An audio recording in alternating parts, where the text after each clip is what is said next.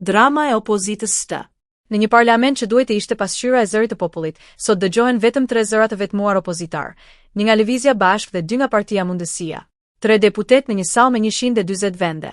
3 fjalë në një det heshtje, konformizmi dhe frike politike.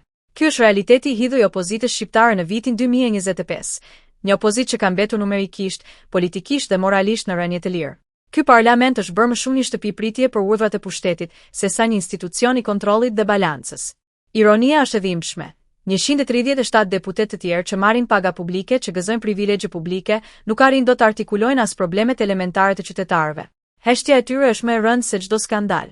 Ndërsa 3 deputet mbajnë gjallë minimalisht frymën demokratike, pjesa tjetër e opozitës ka zgjedhur një rol qesharak, të turpshëm dhe krejtësisht të padobishëm. Opozitë me orar, opozitë me selfie, opozitë që flet vetëm për të rritur klikimet në rrjetet sociale. Jo për të përplasur me padrejtësinë.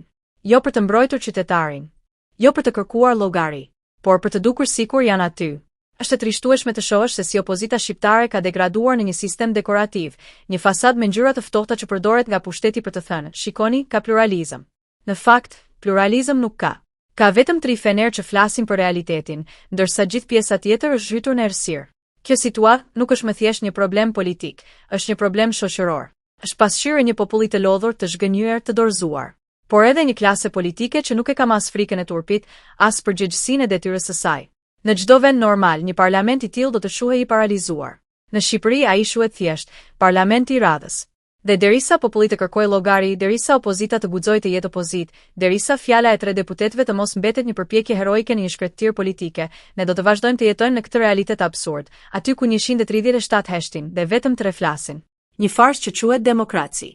Por vetëm farsë ka mbetur.